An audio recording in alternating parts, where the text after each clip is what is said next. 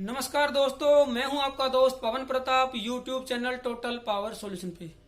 दोस्तों, जैसा कि आप लोगों को थंबनेल से ही पता लग गया होगा कि मैं आप लोगों को आज एक इन्वर्टर दिखाने वाला हूं जो कि इतना पुराना होने के बाद भी, यानी कि 15-15, 20-20 साल से वो लोगों के पास लगा हुआ है।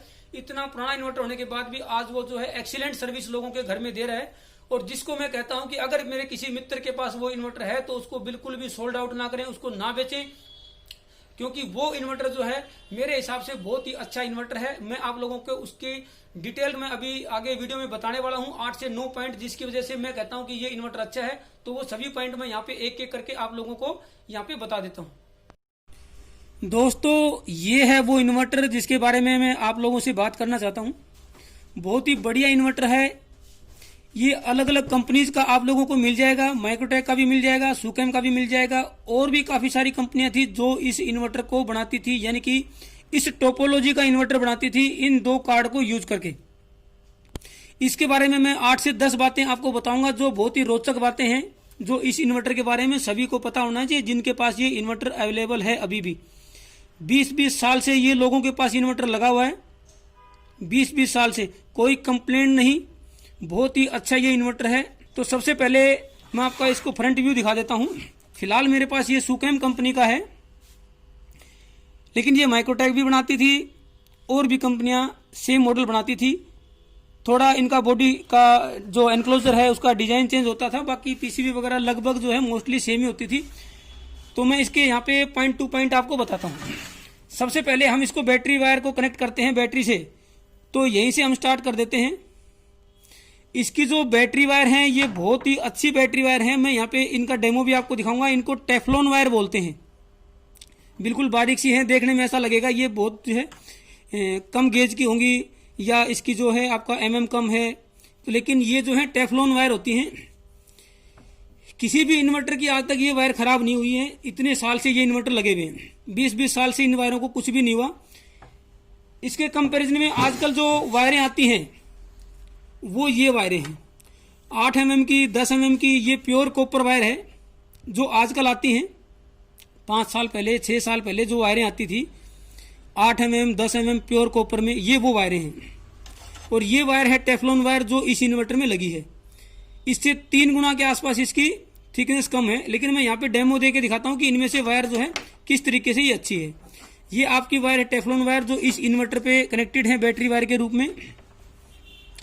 मेरे पास ये आयरन है, अभी ये गर्म है, लगभग 300 डिग्री पे ये आयरन होगा। अभी मैं आपको चेक कराता हूँ। ये देखिए, वीडियो को पूरा देखें, आप लोगों को काफी जानकारी मिलेंगी। जिनके पास भी ये इन्वर्टर है वो फिर इस इन्वर्टर को यहाँ पे बेचेंगे नहीं, सेल भी नहीं करेंगे, इसको रखेंगे। देखिए ये आयरन जो है आपका अभी 300 डिग्री पे है, ये मेल्ट कर रहा है। मैं लगाता हूँ इसको टेफ्लॉन वायर पे, टेफ्लॉन वायर पे लगा देता हूँ इस वायर अपने आयरन को। ये देखिए टेफ्लॉन वायर पे मैंने इसको टच कर दिया है। 300 डिग्री और उससे ज्यादा भी हो सकता है इसका टेम्परेचर।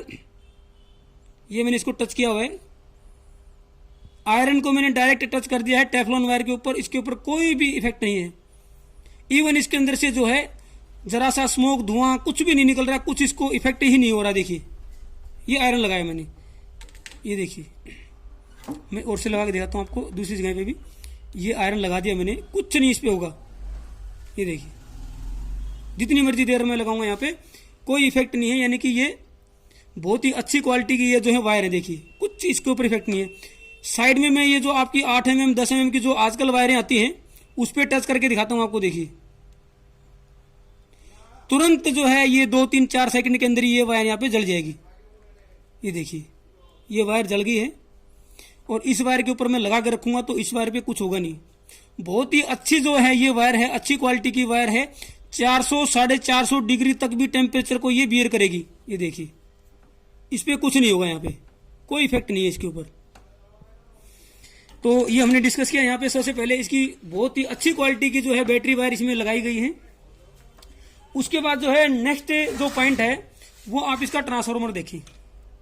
हैवी ड्यूटी ट्रांसफार्मर है, प्योर कॉपर का ये ट्रांसफार्मर है। बहुत ही परफेक्ट इसका डिजाइन है। मेरा भी एक्सपीरियंस जो है लगभग 20 साल का हो गया है। 20 साल में मैंने इस मॉडल का, चाहे वो सिंगल बैटरी का हो, डबल बैटरी का हो, मेरे पास भी डबल बैटरी का है जो मैं 18 साल से यूज करता था, अभी मैं यहाँ पे लेके भी आया हूँ। किसी भी एक भी इन्वर्टर का मैंने ट्रांसफॉर्मर बर्न्ट केस नहीं देखा है, यानी कि एक भी ट्रांसफॉर्मर बर्न्ट मैंने 18 साल में, मेरे पास तो कोई केस आया नहीं है, कहीं आया होगा तो मैं कह नहीं सकता। तो बहुत ही हैवी ड्यूटी और कॉपर का इसका ट्रांसफॉर्मर है। इसकी अगर चार्जिंग भी फेल हो जाती है तो इसके फ्यूज बर्स्ट हो जाएंगे, फ्यूज ओपन हो जाएगा और कुछ हो जाएगा, लेकिन ट्रांसफॉर्मर फिर भी सेफ रहता है, क्योंकि इसकी रेटिंग इस तरीके से डिजाइन की है कि वो फ्यूज वगैरह की रेटिंग से ज्यादा यहाँ पे इसका हैवी यहाँ पे डिजाइन किया हुआ है। तीसरी बात करता हूं दोस्तों मैं यहाँ पे इसकी हीट सिंक की। ये देखिए, ये हीट सिंक है इसकी, बहुत ही हैवी हीट सिंक है एल्यूमिनियम की। और इसके अंदर जो मोसफेट लगे हैं वो पावर मोसफेट आपके Z44 या 3205 लगाते थे, ओरिजिनल इंटरनेशनल रेक्टिफायर IR के जो है बेस्ट इसके अंदर लगे होते थे मोसफेट। और इसकी हीट सिंक की खास बात देखिए, एक तो हैवी है जिससे कि ये मोसफेट आपके सेफ रहते हैं, क्योंकि ये हीट को डेसिपेट आपका हीट सिंक में कर देते हैं। ये देखिए, और मैं अगर इसको यहां से दिखाऊं आपको तो ये यहाँ पे ब्लैक कलर से कोटेड है। ये जो इसकी फिन्स हैं, जो पंखुड़ियां होती हैं जिससे इसका सरफेस एरिया बढ़ता है, हीट डेसिपेट होती है, वो सारी ब्लैक है। यहाँ पे भी अगर देखेंगे आप तो ये भी ब्लैक है। देखिए, ये जो SCR लगे हैं ये भी ब्लैक है। तो दोस्तों, जो ब्लैक कोटेड हीट सिंक होती है वो आपकी यहाँ पे 3% से और 8% तक ज्यादा डेसिपेट कर सकती है हीट को। यही साइज की अगर हीट सिंक हो और ब्लैक कोटेड ना हो तो 3 से 8% कम हीट को डेसिपेट करेंगी। और ये एक तो हैवी है, ऊपर से ब्लैक कोटेड है, अंदर से पूरा फिन्स जो है ब्लैक कोटेड है, तो ये आपका 3 से 8% ज्यादा हीट को डेसिपेट कर सकती हैं। ये इनका एक पॉजिटिव पॉइंट हो गया। उसके बाद दोस्तों एक और पॉइंट बताता हूं मैं कि ये जो है इस तरीके के इसकी डिजाइन है कि इसको कूलिंग फैन की रिक्वायरमेंट ही नहीं है। इसकी बॉडी का साइज भी बड़ा नहीं है, जैसे बाद में आए थे जिनके अंदर बॉडी का साइज बड़ा होता था, जिसकी वजह से उनका कूलिंग इफेक्ट ज्यादा अच्छा रहता था। लेकिन छोटी बॉडी यानी कि इसका एनक्लोजर छोटा है, फिर भी इसके अंदर फैन की कोई रिक्वायरमेंट नहीं है, यानी कि कूलिंग फैन की कोई जरूरत नहीं है। क्योंकि जिन इन्वर्टर में कूलिंग फैन की रिक्वायरमेंट होती है और उनका जो कूलिंग फैन होता है, अगर फैन खराब हो जाता है तो इन्वर्टर में प्रॉब्लम आना कन्फर्म है। या तो वो मिसबिहेव करेगा या तो उसका कोई ना कोई मोसफेट या ट्रांसफार्मर कुछ ना कुछ बर्न्ट हो जाएगा, क्योंकि उसको फैन की जरूरत है, इसीलिए फैन लगाया गया है। उसका डिजाइन ही फैन के ऊपर बेस्ड होता है और फैन बंद होने पे उसमें कोई ना कोई प्रॉब्लम या कोई ना कोई फॉल्ट आना ही है। इसका डिजाइन फैन के हिसाब से है ही नहीं, यानी कि फैन की कोई जरूरत नहीं है कूलिंग फैन की। इसको आप लगाएंगे तो इसको कोई कूलिंग फैन की जरूरत नहीं है। और ये आपका जो है बिना कूलिंग फैन पे भी इसकी कूलिंग परफेक्ट काम करती है। उसका रीजन भी मैं बताता हूँ। एक तो सारे इसके अंदर जो पावर डिवाइस या ट्रांसफार्मर वगैरह हैं वो सारे आपके इस हिसाब से डिजाइन है कि वो उस हीट को सहन कर सकते हैं, उस हीट को वो बियर कर सकते हैं। दूसरा ये जो है आपका देखिए, इसका डिजाइन इस तरीके से है, ये दो आपकी लेयर बनाई हुई है, यहाँ पे कट लगाए हैं। गर्म हवा हमेशा ऊपर उठती है, जो गर्म हवा है वो ऊपर उठती है। मतलब क्या हुआ कि जैसे इसके अंदर जो हीट जनरेट होगी ट्रांसफार्मर से, हीट सिंक जिससे भी, तो वो ऊपर वाली लेयर से बाहर निकल जाएगी, यहां से बाहर निकल जाएगी। और ठंडी हवा उस स्पेस को, उस जगह को पूरा करने के लिए ठंडी हवा यहां से एंटर करेगी, यहां से ठंडी हवा जाएगी, गर्म हवा होकर ऊपर से निकल जाएगी। बहुत ही सिंपल ये नेचुरल डिजाइन यहाँ पे किया हुआ है। अगर यहाँ पे मैं ऊपर नीचे यहाँ पे काफी सारी लगाऊंगा तो उसकी कूलिंग इफेक्ट इतनी नहीं रहेगी। गर्म हवा ऊपर से निकल जाएगी क्योंकि गर्म हवा ऊपर उठती है, ठंडी हवा यहाँ से एंटर करेगी क्योंकि वहां पे हवा गर्म हवा निकल गई है, तो उसको स्पेस को पूरा करने के लिए ठंडी हवा यहाँ से एंटर करेगी। तो ये एक नेचुरल प्रोसेस है कूलिंग का। 2-3 बातें मैं और आपको बता देता हूं जिसके बारे में जानना आप लोगों के लिए बहुत जरूरी है। इसका जो ये लॉजिक कार्ड है ये एनालॉग कार्ड है। इसके अंदर एनालॉग आईसी लगी होती हैं। जो एनालॉग आईसी होती हैं जैसे कि कंपेरेटर वगैरह हैं, वो आपकी रियल टाइम होता है, रियल टाइम आईसियां होती हैं, यानी कि उनका जो रिस्पॉन्स टाइम है वो बहुत ही फास्ट होता है, जिसकी वजह से ये बहुत जल्दी प्रोटेक्शन में चला जाता है और इसके अंदर फॉल्ट आने की संभावनाएं काफी कम रहती हैं। जो माइक्रो कंट्रोलर और जो डिजिटल आईसियां होती हैं उसके अंदर हम क्या करते हैं, एनालॉग को डिजिटल में, डिजिटल को एनालॉग में कन्वर्ट करके उसके बाद कंपैरिजन करके सब करके उनका रिस्पॉन्स इतना फास्ट और इतना रियल टाइम नहीं होता है जितना कि इस एनालॉग आईसीओ का और इस एनालॉग यानी कि लॉजिक कार्ड का होता है।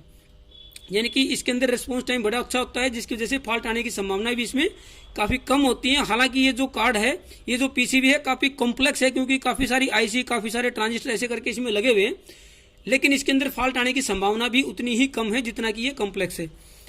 उसके बाद मैं एक और बात बताता हूँ कि इसका जो चार्जिंग की जो टोपोलॉजी है वो इतनी परफेक्ट और इतनी बेटर है कि जिस इन्वर्टर पे जो आजकल जो लेटेस्ट इन्वर्टर हैं उसके ऊपर अगर हमारी बैटरी 3.5 साल उसकी लाइफ रहती है, तो उसी बैटरी को अगर इस पे हम लगाते तो उसकी बैटरी 5-6 5.5 साल भी चल सकती थी। ऐसे केसेस मैंने बहुत से इसके अंदर देखे हैं कि जिनकी बैटरी 6-6 7 साल भी यहाँ पे इस इन्वर्टर पे अभी भी वर्किंग कंडीशन में है। तो यानी कि इसकी जो चार्जिंग टोपोलॉजी काफ़ी अच्छी है, जिससे इसकी बैटरी की जो लाइफ है वो काफ़ी यहाँ पे इंप्रूव हो जाती है, बैटरी लंबी चलती है इस इन्वर्टर के ऊपर। मैंने काफ़ी केसेस देखे हैं। उसके बाद एक और पॉइंट बता देता हूँ यहाँ पे, ये इतना यूजर फ्रेंडली है कि इसके अंदर कोई भी सेटिंग इस तरह की दी नहीं है कि जो हमको कंफ्यूज करे। काफ़ी सारी जो कंप्लेंट्स हैं वो आपकी बैक पैनल पे जो आजकल जो 5-5 6-6 स्विच आ गए हैं वो काफ़ी कंफ्यूज करते हैं कस्टमर को। इसमें कोई भी किसी तरह की सेटिंग नहीं है। हालांकि इसमें एक ड्रॉबैक ये रहेगा कि ये यूपीएस मोड नहीं है, तो ये आपके यूपीएस को माफ कीजिए कंप्यूटर को ये रिबूट कर सकता है, लेकिन बाकी कोई भी सेटिंग नहीं होने की वजह से ये यूजर फ्रेंडली भी है। कुछ लोग उसको इको मोड पे कर देते हैं, कुछ यूपीएस मोड पे कर देते हैं, किसी की चार्जिंग हाई, चार्जिंग लो, अलग अलग तरह की बैटरी की सेटिंग, ये वो सब। तो काफ़ी सारी सेटिंग होने की वजह से वो कस्टमर को कंफ्यूज करता है और एक प्रकार से कंप्लेंट वहाँ पे क्रिएट हो जाती है। बैटरी की सेटिंग गलत हो गई तो उसकी बैटरी डीप डिस्चार्ज ली जाती है, किसी की और सेटिंग अगर डिस्टर्ब हो गई तो काफ़ी सारी प्रॉब्लम वहाँ पे क्रिएट होती है। ये यूजर फ्रेंडली है, कोई सेटिंग इसके अंदर है नहीं, क्योंकि इतनी सेटिंग की इसके डिजाइन के हिसाब से जरूरत भी नहीं थी पहले। आजकल बैटरियां थोड़ी बड़ी आ गई हैं तो चार्जिंग एम्पियर ज़्यादा रिक्वायरमेंट होती है, इसलिए आजकल चार्जिंग एम्पियर ज़्यादा है। लेकिन शहर के हिसाब से तो ये जो इन्वर्टर है, गाँव में भी जहाँ पे लाइट अगर आपकी 15-16 घंटे से ऊपर आती है वहाँ भी परफेक्ट है, लेकिन जहाँ लाइट का बैकअप अच्छा है वहां तो ये इन्वर्टर कभी प्रॉब्लम कर ही नहीं सकता। बहुत ही परफेक्ट ये इन्वर्टर आपका यहाँ पे है। तो दोस्तों फाइनल बात यह है कि अगर किसी दोस्त के पास ये इन्वर्टर है तो उसको बेचने की बिल्कुल भी वो ना सोचे, क्योंकि आजकल जो 1100 VA का इन्वर्टर है उसके अंदर भी इतने हैवी ट्रांसफार्मर और इतने पावर डिवाइसेस नहीं लगे जितने कि इस 700 VA के इन्वर्टर में लगे हैं। यानी कि ये 700 VA का इन्वर्टर जो है आज के 1100 VA से भी हैवी इन्वर्टर है। हालांकि इसकी सेटिंग इतनी नहीं है कि ये आपका 1100 VA के हिसाब से लोड को बियर कर सके, लेकिन इसके अंदर कभी प्रॉब्लम आने वाली है नहीं। अगर कोई छोटी मोटी प्रॉब्लम आ भी जाती है तो आप इसको रिपेयर करवा के यूज करें, लेकिन इसको बिल्कुल भी सोल्ड आउट यानी कि बिल्कुल भी इसको ना बेचें। बहुत ही अच्छा ये इन्वर्टर है। तो अगर आपको वीडियो हमारी पसंद आती है तो आप उसको लाइक शेयर करें, और इसी तरह की वीडियोस को देखने के लिए आप हमारे चैनल की प्लेलिस्ट पर जाके उन सभी वीडियोस को देख सकते हैं। थैंक यू दोस्तों।